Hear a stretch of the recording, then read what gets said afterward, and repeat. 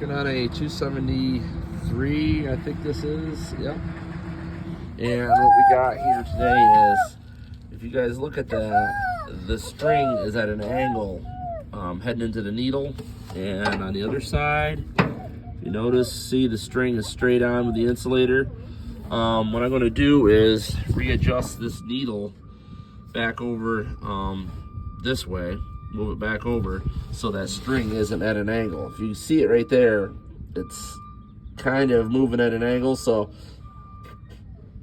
it's going to more likely want to go beside the needle. He's having some tying issues with it. Someone's been putting parts on it. They've been putting new wiper arms, new bill hooks. Didn't cure the problem. Changing parts, guys, isn't always the cure for tying problems. So I'm going to get underneath the baler here and get a better angle of this. So you can see in the video, if you see the string is coming to the thing. So what it's going to want to do once in a while, it's going to want to not ride on the back of the needle here where you see this groove. The string doesn't stay in there. That means the string comes around the front side, and that means the tucker finger will grab all three strings. So some of these New Hollands have it where you can adjust this. Well, obviously this one here, we're gonna have to move the needle over. So right here, you can see it's kind of cockeyed anyways. Looking at the hay dogs underneath here. Not a bad looking baler. This is on a 273, guys. So the biggest thing is always look at your twine. The twine should be directly in line with the needle as it goes up through. And that'll eliminate a lot of that problems where you get three strings tied on one bale, or there's no string in the knotter at all and everything's tied on the bale before it. So that's a good symptom of that.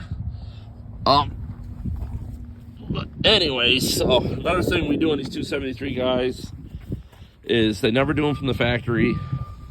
If you want to make nice, good square bales, this baffle right here, see it right here behind the twine box? Slide this all the way in. Unless you're baling straw where you can't see the pickup head, there's no reason for that baffle to be all the way back. These are supposed to be set up at the dealer before they bring them to the farm. They never do. They never touch these. Loosen up these bolts, slide this in, tap it in real slow. And as you can see, I throw the baffle in there. As you can see that baffle? So now when these forks take the hay across, the hay's gonna stay in front of the forks. But when they had all that gap in there, the hay could go around the neat tying arms as it's feeding in. Especially second cutting, you get those crooked bales and stuff. This will cure that right there. This will cure that issue with those banana-shaped bales out of these 273s, 268s, 269s, 275s, even out of the 310 guys. This is a late serial number 273. As you can see, the pickup head is a super sweep. Nice little baler, really is.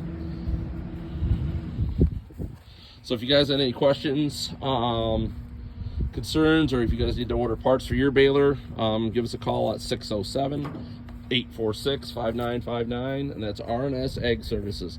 Have a great day, everybody. God bless.